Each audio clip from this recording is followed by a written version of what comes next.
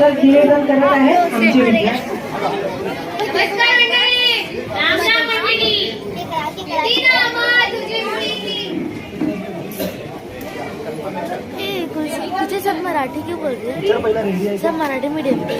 नमस्कार मंडळी, राम राम मंडळी. किती नामा तुझी मुळी ही गडगडणाऱ्या नभा. आसमानाच्या सुलतानीला जबाब देते जीवा. असा आपल्या महाराष्ट्र साधू संतांचा, शूरवीरांचा आणि साहित्यकांचा कणखर महाराष्ट्र आहे.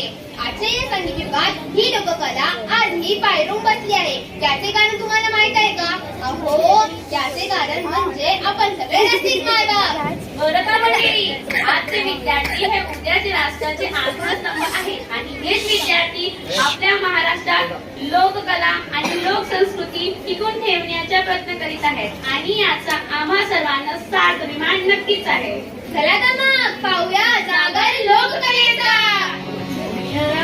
विठ्ठल विठ्ठल विठ्ठल विठ्ठल विठ्ठल विठ्ठल विठ्ठल विठ्ठल. विठोबा गणराया माझा देता रोला. विठोबा गणराया माझा देता रोला. पायाची चंद्रमानेच्या काठीला पाळला. पायाची चंद्रमानेच्या काठीला पाळला. बोला कुंडली कवचे हरी विघासी ज्ञानदेव तुकाराम पंढरीनाथ महाराज की जय. अरे बाई, इथं आमचं भजन कीर्तन चाललंय आणि तू कुणाला शिवे ताप देत आहे तिकडं? भजन कीर्तन होतं मंदिरात जाऊ. आमचं भजन इथं मंदिरात नेम घालायला तुला झालंय तरी काय? अहो, मला नवरा मला तिकडं मारत सुटलाय.